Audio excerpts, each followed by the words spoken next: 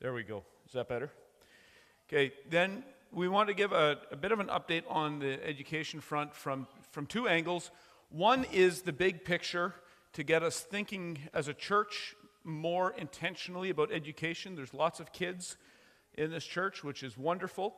And we want to, as part of discipleship, think about education in the big picture, how each family is going to handle the education of their children, because education is discipleship.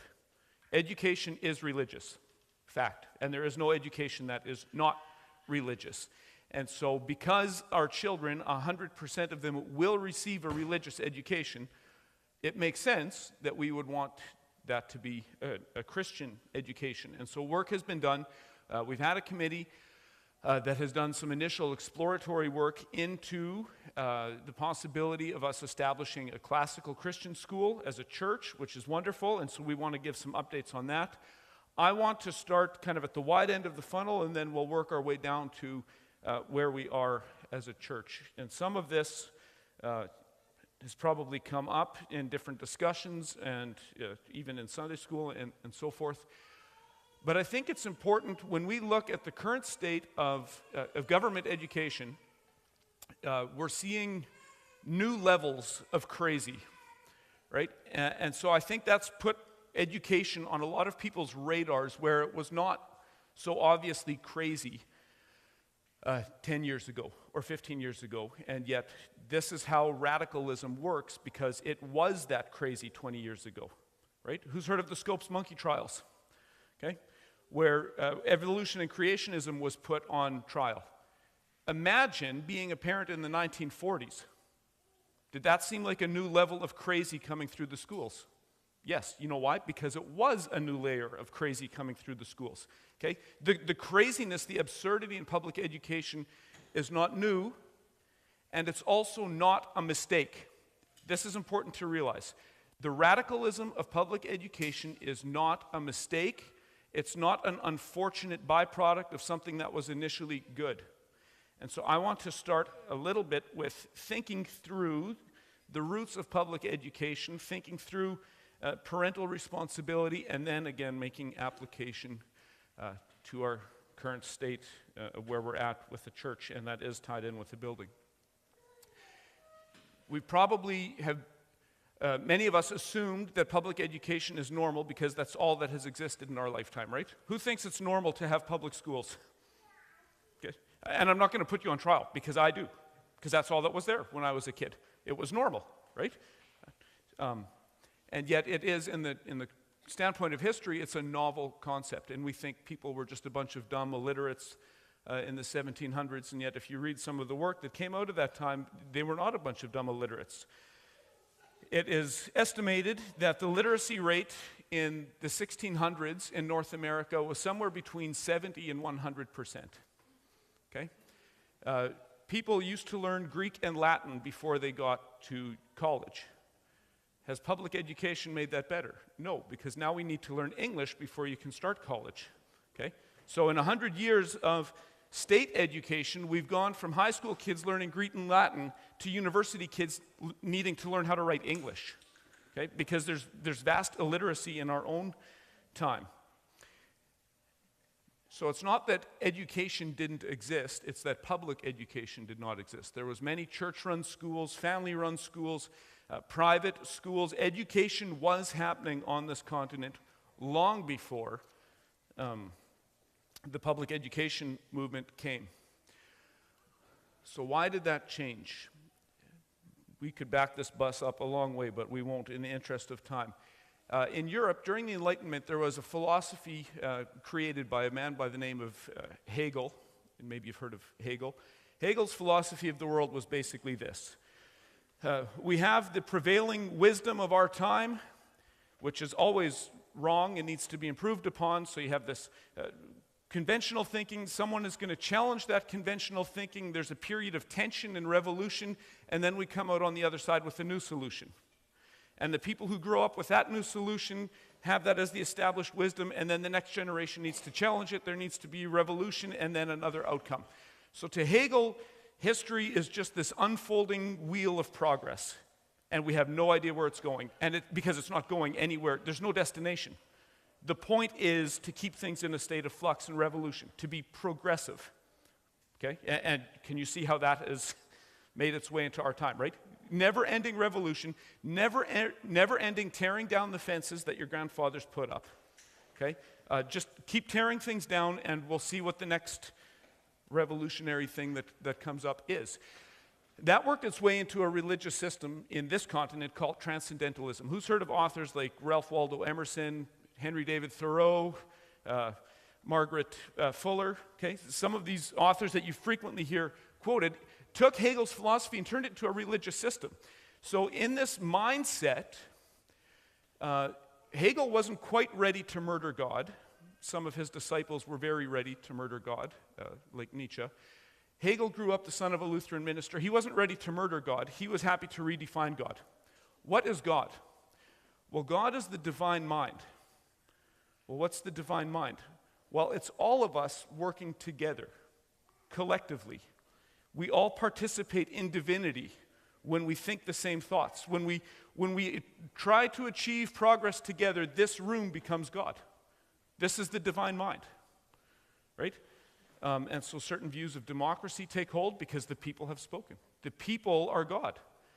And the more we work collectively, the more godlike we become. And so it's very important, if we are going to elevate to the status of God, we need, what is man at his strongest, most unified form? Is in the form of the state. Okay? The state starts to control all of life. And it must, because the state, to Hegel, to the Transcendentalist, was very much God. Man is thinking together. Progress. We're all together. We're in this together. Who's heard something along those lines? Right? We're in this together. Okay? Collective everything. Wealth redistribution. Socialism. This stuff all makes sense because we're all participating in divinity as a collective. So these old Christian values of property rights, of the parents' sovereignty over their children, these things all must go because they are all a hindrance to progress. We can't get where this wheel of progress wants to take us as long as churches and parents are teaching their children. As long as you have a strong emphasis on property rights and each man's ability to vote. At one point, did you know that you had to own property to vote? Okay, that seems crazy to us. But the wisdom was, you own a piece of the country, you get a say. If you don't own a piece of this country, why would you get a say? Okay, that was the old wisdom. Now that I'm sure that's racist and probably sexist. But the Transcendentalists took this philosophy. We have to read the same books. We have to think the same thoughts, right? And this is how diversity works in our day. As long as we all think the correct thoughts, diversity just means, well, there's some yellow-skinned people and some red-skinned people and some dark-skinned people and some white-skinned people, right? We need to look different as long as we all think the correct thoughts, right? The state-sanctioned, approved, certified thoughts, then diversity becomes about ethnicity. So you have this radical vision of human autonomy in the mid-1800s that is taking place on this continent. And what is the strongest opponent to radical human autonomy is the Christian faith. And most particularly, the Reformed and Protestant expression of the Christian faith is the most polar opposite of Transcendentalism. And so the Transcendentalists wanted to break up these little communities, these little churches, family structures, and move towards a statist view of reality. One man, this was in the United States, by the name of Robert Owen, established a communist colony, I believe in Connecticut, called New Harmony. There was going to be joint property ownership. We were going to have this utopia. No one was going to be allowed to get rich, and no one was going to be allowed to get poor. We're going to start a communist utopia. This is the early 1800s, 1828, I believe. Robert Owen starts this communist community. And guess what happened? It failed. Can you believe that? Communism not working out. But it didn't. And guess whose fault it was? The Christians. The Christians were to blame. All these people that moved into this communist colony had been taught the old reformational Protestant faith, and they were still thinking like Christians. They were still thinking in terms of marriage, children, churches, property ownership, and so that's why it didn't work. And so Robert Owen said, well, we need to fix this. Robert Owen decided, I need to play the long game. Communism will not win in my time. I'm willing to give it up in my time as long as I win 200 years out.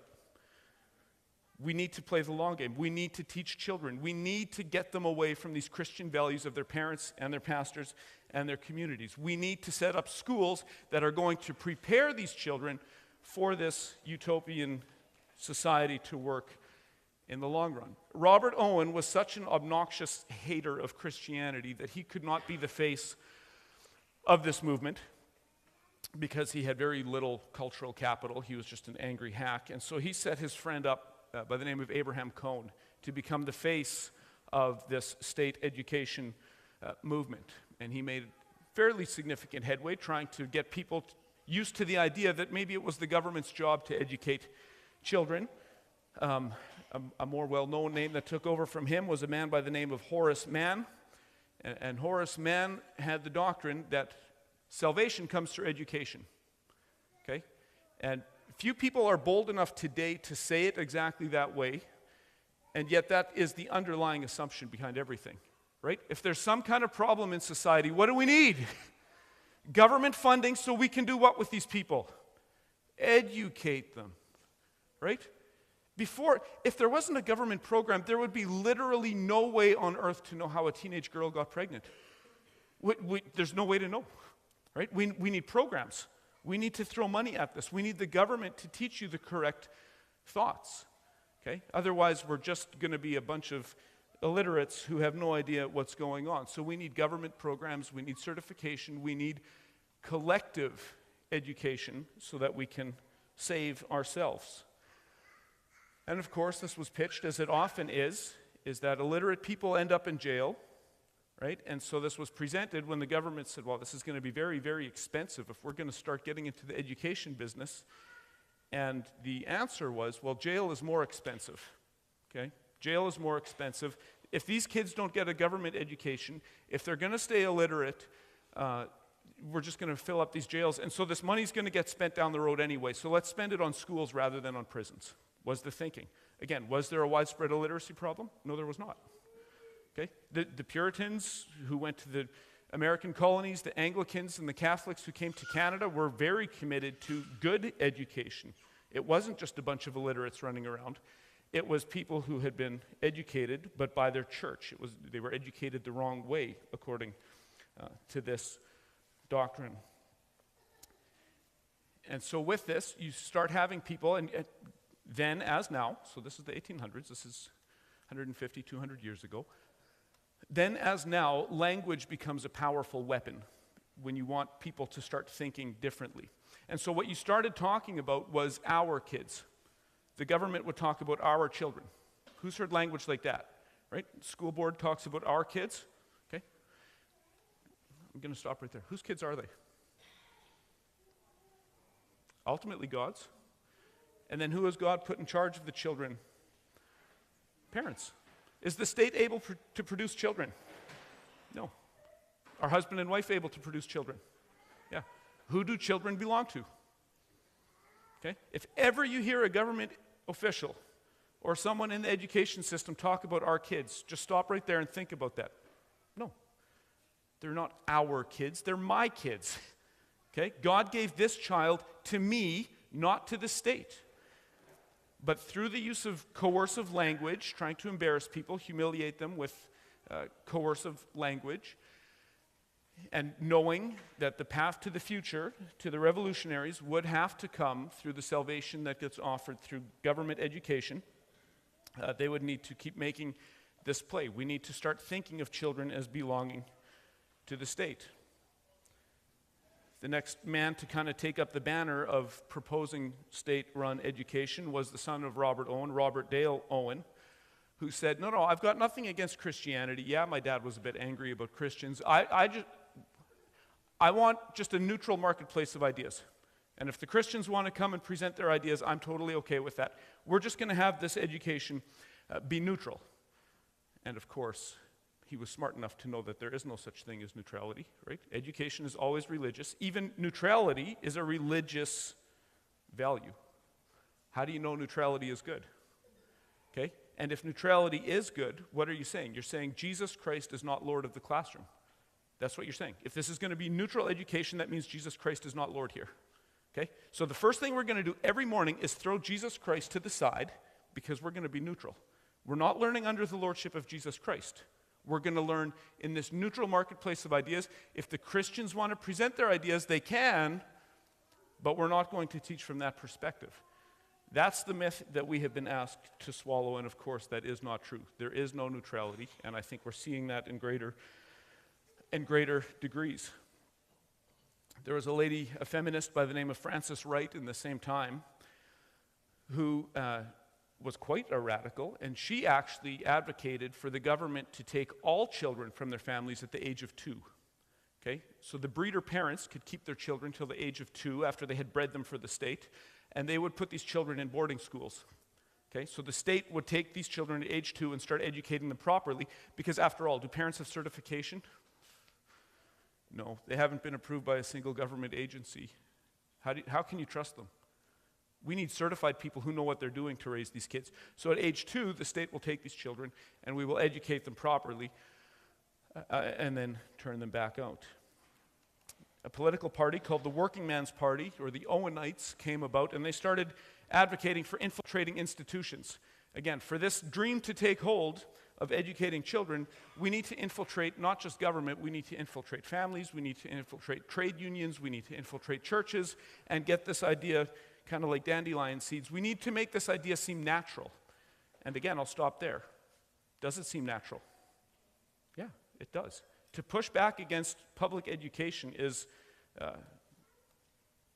seems radical now. It tells you how successful this revolution has been. Who's the radical now? I am. By describing how this came about. I'm the radical. This is how revolutions work. Chesterton said, how fast revolutions become fashionable or how fast revolutions become normal, and then worse yet, normal. They just, after they've succeeded, it just seems normal. Oh, no, well, of course you have government schools. Like, what, are you against education? No, of course not. I'm against godless education. So where were the Christians in all this? You have these anti-Christian advocates pushing that we need to remove education from parents and from churches. The government should take this realm over. This is clearly people who hate Christianity advocating for this, and just openly in their published speeches, in their books, they're just saying, we hate Christianity, we want Christianity to die. Horace Mann was clear. His next disciple, John Dewey, it's out there in the literature. He went to go study the Bolshevist schools in Russia. He said, this is the way. Christianity has nothing to say in Russia. This is wonderful. Okay? As long as kids keep getting educated by parents and churches, they're going to keep being way too conservative for the revolution to happen. Okay? John Dewey, in his writing, says we need to remove the influence of churches and parents from children. Otherwise, we will never be successful at creating heaven on earth. Okay? We must do this. This isn't conspiracy theory stuff. Read the writings. They're not hiding it. Okay? They're not hiding it. So where were the Christians? Standing in bold opposition, of course, right? Not at all. Advocating alongside their opponents for this to happen. Okay? Because if revolutionaries are the evil team, Christians almost always are the gullible team. We almost always take the bait from people who want to harm us. Keep in mind there's other developments that are happening in the 1800s, one of which is that pietism is spreading like wildfire. The expression of Christianity has gone from the Protestant biblical orthodoxy that came here in the Puritan era to the revival tent preachers on the Western Front. Okay? Most of the Orthodox ministers actually died during the War for Independence, and so the uneducated clergy, the revivalists, headed out west. Education was seen as a bad thing. Revivalism was the way forward. And so you have a really pietistic turn towards Christianity, right, where songs like, I'm trying to remember some of the gospel songs there, but the preaching and the gospel music was very much self-focused. This earth was just burning up. This earth was garbage. Let's not worry about it. Let's just get on a lifeboat out of here anyway. And so Christianity, by and whole, completely discarded the world in this time.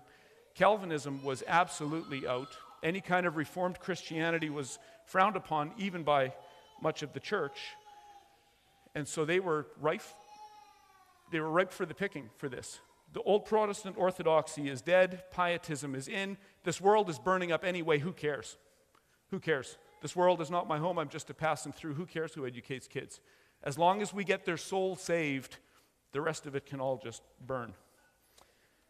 At the same time, there's a mass migration of Catholics coming to this country. Catholics are accustomed to having sway over the king.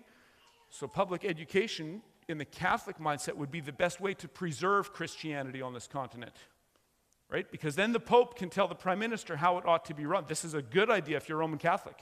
This is the only way to preserve Christianity is through the government enforcing Christianity. And so to them, this didn't seem like such a bad idea. They were used to their old ways in Europe.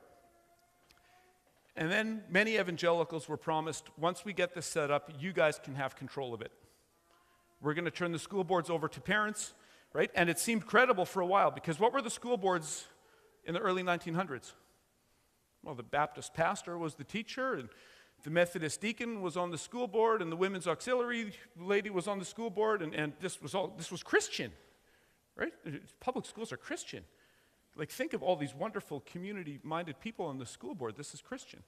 And so it seemed for a while that this could work. But these wheels of progress keep turning. And you noticed every little school, just around our place, there's the Shakespeare School, there's the Old Linden School, there's the Montezuma School, all these little schools where the parents were very much in charge. Oh, that's not going to work. It's very inefficient. We need to centralize. Guess what happens when you centralize? Guess who gets less say? And guess who gets more say? The province. Okay? It's been a non-stop intentional move for parental rights to be suppressed and for the state to have more and more centralized power because it needs to be more efficient. And that's what we continue to see in this day. Christians were gullible. Christians took the bait. Christians thought that we could work with a public education system. And it was designed to strip Christianity out of the hands of parents from the first place. And that's why I say this isn't an unfortunate turn of events. And we had our prophets, our Christian leaders who spoke clearly. R.L. Dabney in the Civil War era, a Southern Presbyterian, said, here's what's going to happen. If we have the government schools, it's going to quickly become lowest common denominator. And you know what? Presbyterian parents, they're going to take the Westminster Confession of Faith out of school. Okay? And all the Presbyterian parents, of course not. They're not going to take the Westminster Confession out of school. We don't even have the Lord's Prayer in school anymore, much less confessions and creeds for children to recite. Okay? Dabney warned us in the 1860s.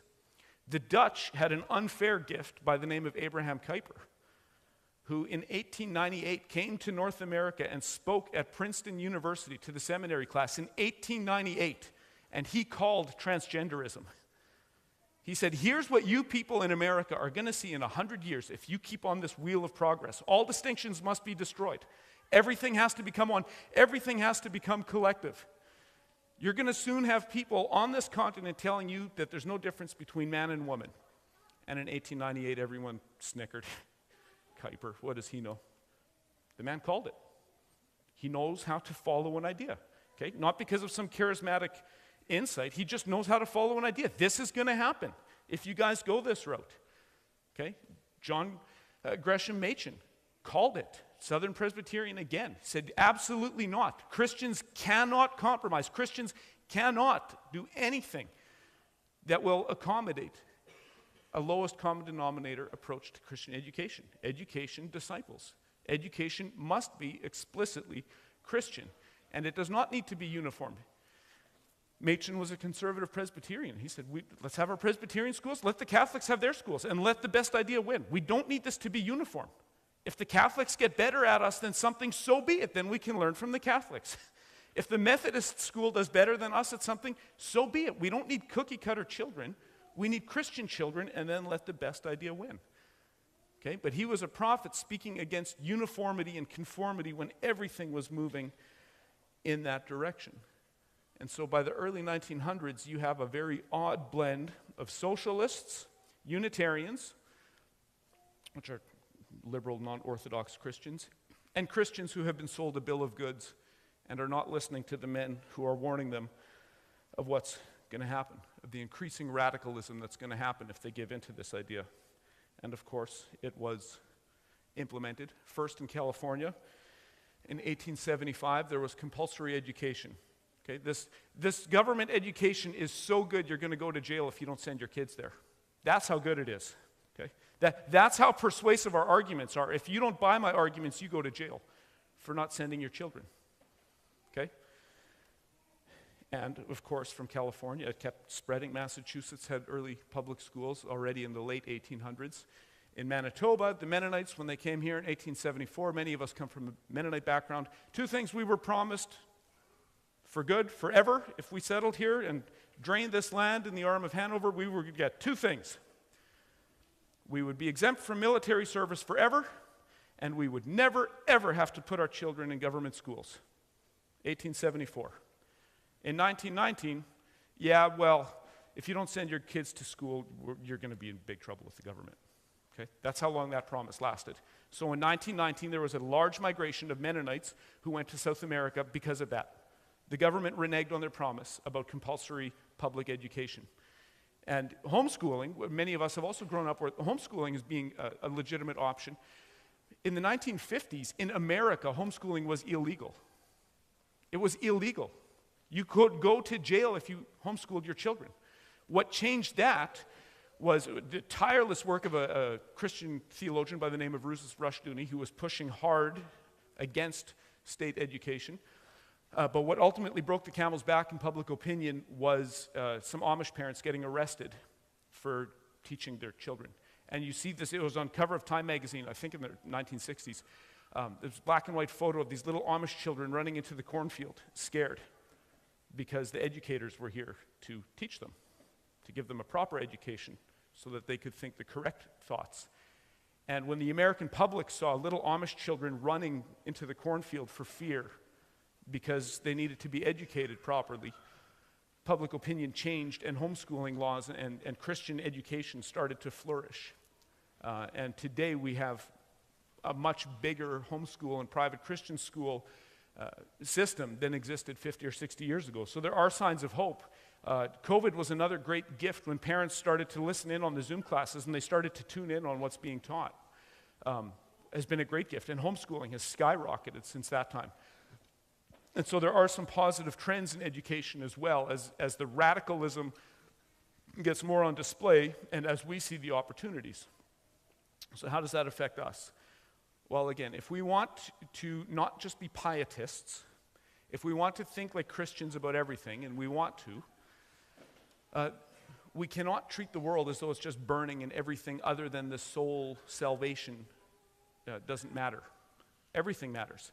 If you reduce Christianity to the feelings in your heart, that means we leave all cultural formation, all character formation to people who are not Christians. And culture always wins. Culture always wins, 100% of the time. And so if we leave that work to those who do not share our love for the gospel of Jesus Christ, we are essentially saying, you can have our children, but we're just going to do it slower. Okay? You can't have my kids, you can have my grandkids though. Okay? Because we're going to do this slowly. We're going to slowly erode these family bonds. And so we want to understand a complete Christian world and life view. I would say Machen was correct. Dabney was correct. Kuyper was correct. Rushdoony was correct. Okay? We need to form whole people. Education is discipleship. And that is why we have been looking into Christian education as a church. We have many homeschool families, and that's wonderful. There's opportunities to teach the Christian faith there. Are there also opportunities to establish a more conventional type of school, but that is explicitly Christian? And so there has been a revival and interest in classical Christian education that has been mostly uncovered by C.S. Lewis and by Dorothy Sayers, looking at forming a whole person, a complete integrated worldview, an integrated approach to education where we start every day. Jesus Christ is Lord of everything we're going to learn. Okay? And chemistry is not unrelated to history, and history is not unrelated to economic theory, and economic theory is not unrelated to the family. Okay? And the family is not unrelated to Trinitarianism. It's all a package. Thinking cohesively, thinking as a Christian about every sphere. We're not going to say that anything is not in the bounds of Christian thinking. Jesus said, all authority in heaven and on earth has been given to him. So there's Christian math? Yes, there is Christian math. In fact, the only way math would even exist is because of the Christian worldview. God made it that way. The only reason logic works is because Jesus is the divine logos. Okay? The only reason history means anything is because God's providential hand is in history, so history must have a meaning. So you're going to interpret history like a Christian? Yes. Yes, that's how I will interpret it, because everyone is interpreting history. Facts do not speak for themselves. I'm a Christian, so I will not apologize that my interpretation of history is specifically Christian. Okay? I'm not going to say I'm neutral, because I'm not, but neither are you. So let's just put our cards on the table. I am a Trinitarian, Bible-believing Christian, so I will interpret everything through that lens. Okay? Just be honest. Just be honest. Our committee has done some work in looking at, first of all, the framework in this province for setting something up, the logistics of this, how things could be run. They did a tour to Capstone Classical School, which is just in Fargo, a school that started with a handful of concerned people. And I don't know, does anyone remember how many kids they had? No? Just shy of 300 kids. And they are about halfway through. When we were down there, they were about halfway through a $55 million school. Absolutely gorgeous. Someone can write big checks there. But clearly there's an appetite. There is some exciting stuff happening there. There's different ways to establish a school like that. They took a kind of a non-denominational approach. They had kids coming from all over the place, Catholics and Lutherans and Baptists and Presbyterians and everything there.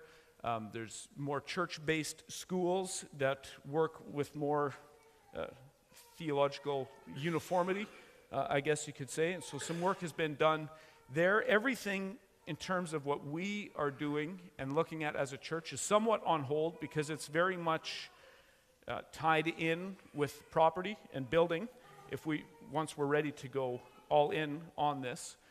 So some of that is on hold. There's more work to be done. And I should mention and thank the committee for the work that they've done looking into this. And I'm sure they'd be open for question. But Sean chaired the committee, and together it was with Yannicka and Phyllis and Keith and Mike were all on this committee looking into this thing. And so some preliminary work has been done.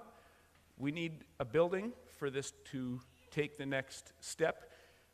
Regardless of how children are educated in this church, we want to be clear that we want Christian worldview thinking, no matter how you do it. You can do classical homeschooling. There's classical homeschooling stuff out there from a Christian perspective.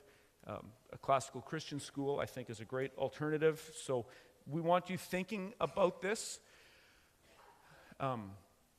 In terms of next steps, one thing that was proposed is that we have a very experienced and gifted early educator in our church here, in Phyllis Wiebe, and she has floated the idea, and this is an idea, not a promise, of looking at starting small with a few pre-K or kindergarten or possibly grade 1 children to get the toe in the water, so to speak. Try this out with a small group of young kids. I think there are some logistical hoops that need to be jumped through in terms of where could this happen.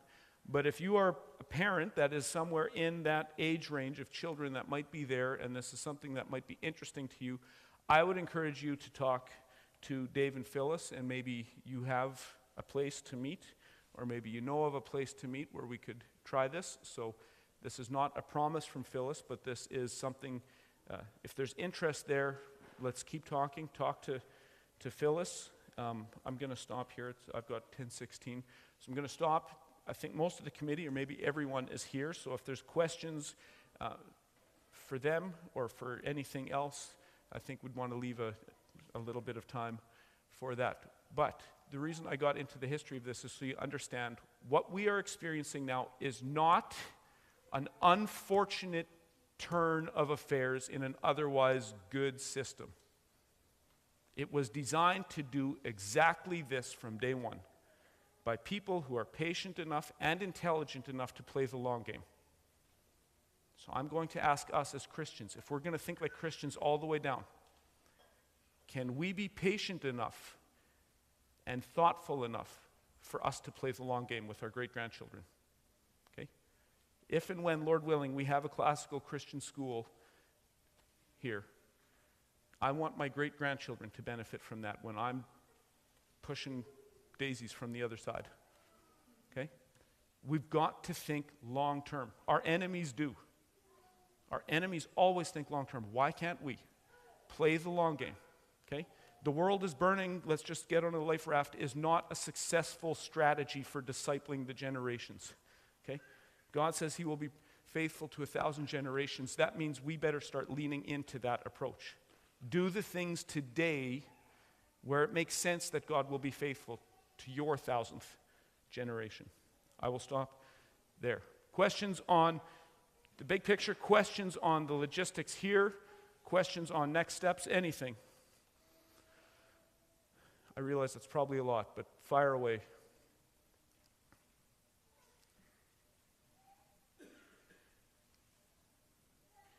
Is there anything any of the committee would like to add on more specific, in our context here, next steps?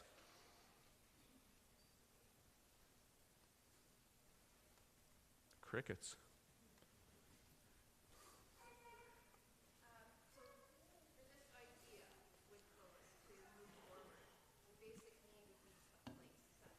The basic need, I want to be careful before I speak for other people. I understand the basic need is a space for this to happen. Yep. What's that? A dedicated space, yep. Someplace where we don't have to clean up on a daily basis to reset for other, if it's a multi-use facility that gets a little complicated with having to set for classroom.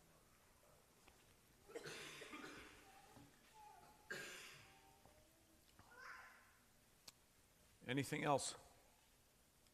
Sean and then Phyllis. I was just going to share this little kind of tidbit just so people kind of understand the scope. Is I was sitting on a meeting during like Twin Tracks and Twin Traction School, and they actually, the grade 8s have done a Utopia project that year based off certain goals that the UN had set that of course trickles their way down. So in terms of like outcomes, like what was on this progress sheet was certain goals, educational outcomes that were provided by the UN. So the UN is quite far removed, and so it's just trickling your way down to the public schools. So, like, you wouldn't think it, but it's like, yes, like, there are kids doing Utopia projects in school. That was like grade 8 stuff, so I didn't see it, but I just read about it in his reports. I thought that was quite interesting in terms of the clash of worldviews, and you don't quite realize how big it is and how much, like, the tentacles are in from big government until you see it and read about it. Yeah, if you didn't hear, Sean just said in his practicum, he came across a Utopia project. And this whole thing is based on Utopia, right? Creating heaven on earth through human progress. And he was seeing that with grade 8 kids doing a Utopia project. Anything else? Phyllis. Oh, yeah, sorry. I forgot about you.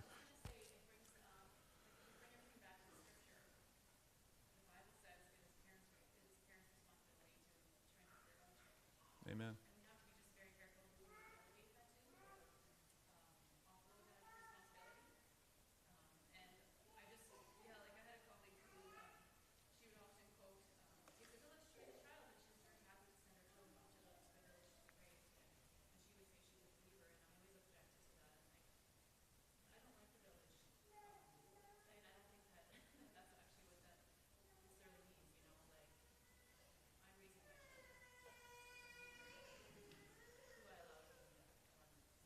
Yeah. Did everyone hear Phyllis in there? No? Okay. So to repeat what Phyllis said, she said, as Christians, we want to think scripturally all the way down. And you have in the Shema in Deuteronomy, hear, O Israel, the Lord your God is one. And then what? Speak about these things when you stand up and when you sit down, when you walk in, when you walk out. Okay? Christian discipleship is for all of life. Talk about these things, instruct them. The government was nowhere in Scripture, has never been given the authority to educate your children, not even once. It's a made-up idea. You see it repeated in Ephesians, to raise your children in the fear and admonition of the Lord, the paideia. So the whole atmosphere, the whole environment should just be so obviously Christian. Wherever our children walk, there should be such an obvious Christian environment around them that they can't picture what life would, without Christ, would be like. And so to Phyllis's example here, this concept that it takes a village to raise a child, that's in stark contrast to Deuteronomy and Ephesians. Hillary Clinton writes a book called It Takes a Village to Raise a Child. Moses and Paul say, no. It takes dad leading his home with a clear, rock-ribbed conviction that these are Christian kids who are going to receive a Christian education, and mom is the CEO of the home making sure it happens. That's Moses and Paul. Can we delegate that to other people? Yes. Okay? Doesn't mean mom and dad have to be the actual teacher, but it does mean mom and dad have a pretty clear say on who the teacher is, right? And so to just send them off to get stamped out through some cookie cut. If you want to watch a great music video, watch Another Brick in the Wall by Pink Floyd. I disturbed one of my nephews. Of course, Pink Floyd is approaching it from the other angle when people like me are the man. But it's prophetic in a different way. Now they're the man. And they're putting little kids through the sausage grinder. So they're all coming out the same. Confused and angry at God.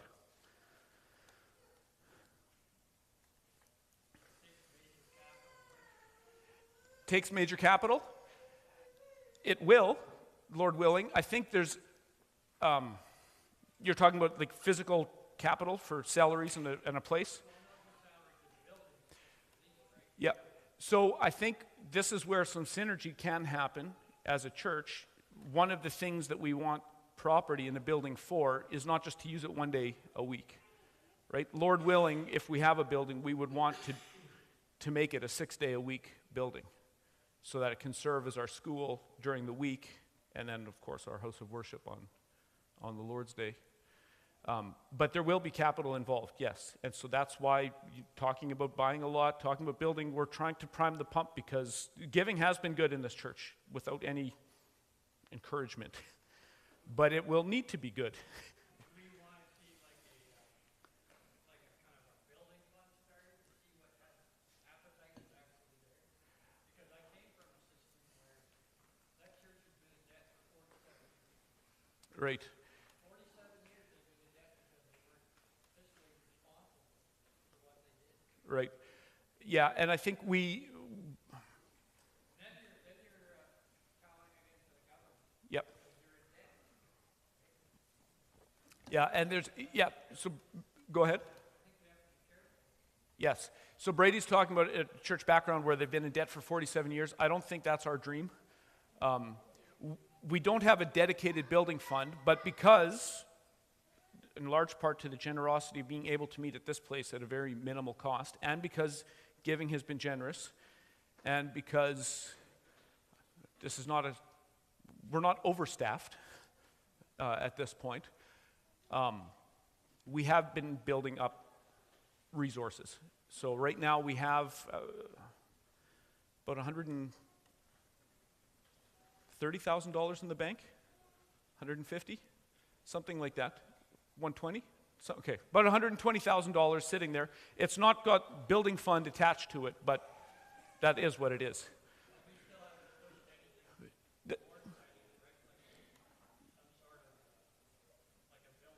No, we haven't, because we're not there yet. If and when we are able to get that property rezoned, then the fundraising drive will need to happen, because we have something specific to purchase, start building, and that kind of thing. So I'd consider this to be priming the pump, but significant resources will need to come forward to construct a building, to buy the property, and then, Lord willing, to start paying teacher salaries and so forth.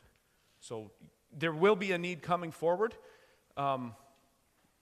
We have not asked for a lot of giving. I think you people all know Christian responsibility of generosity, and that has been the case. We're easily paying our bills. We're putting money aside.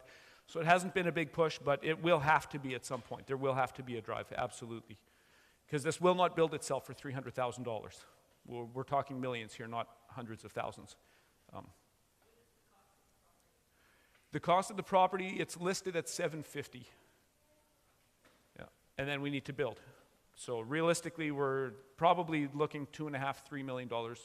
Realistically, probably for something decent with classrooms and a kitchen and so forth. Yeah. Anything else?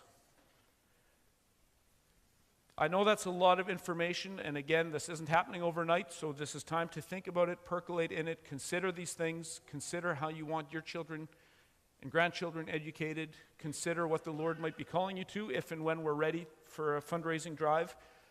Consider if kindergarten or pre-K is a good fit for your family and where that might be able to happen. So let's keep praying about this. You can ask any of us elders questions, or again, the school committee that has done this preliminary research was Mike, Yannicka, Keith, Sean, and Phyllis. So I'm sure they are all happy to answer questions about this as well. Oh, one. So in regards to the capital part of it, the investing and the scary numbers, I was privileged to be raised in a Christian school all my life. My parents always told us, yes, it hurts, and Tim and I too, sometimes it hurts. We put kids in Christian school, but if we change our mindset to saying it's an investment. Amen. Because if I see now too, the cost of a building project, that's our farmer's worth less than that. But it's an investment. It is for our grandchildren, and we have to think forward. Amen. Inga just mentioned that she was one of the beneficiaries of the unfair advantage of Abraham Kuyper and a very strong commitment among the Dutch for Christian education. And her parents, this is a sacrifice, and it will be a sacrifice for us. Time, financially, it absolutely will be. But if we can see that, to Inga's point, this is an investment in the spiritual health of our grandchildren. This isn't just a check that you write, okay? This is an investment for the paideia, for the discipleship of our children as they learn, and for our grandchildren as they learn. And even at SC, I mean, that's a big check every year. But would I go back? No. No. I would not. And I would like to see what we do be more explicitly orthodox than that. So in private schools, there's non-funded and there's funded private. So most of these Christian schools are private funded, so they still do have a fall back. It's not this, oh my goodness, and like this private school is untouched by the government. One thing that Doug Wilson always often reminds his listeners is that he who has the king's gold is the king's man. And so when push comes to shove, like the schools would have to, or they'll just lose their, like their diploma granting status. Right. There is a big difference between funded private and or funded independent and then non-funded. Yes, so Sean, again, for those in the back, Sean brought up something very important here. A school like Steinbach Christian is funded, so we pay half for our kids. And just for a benchmark, for our kids, it's about $5,000 a kid a year. Not quite. That's half of the real cost because SC is subsidized by the provincial government. And I think there's a very clear commitment that we will not take the king's coin, because when you take the king's coin, you become the king's man.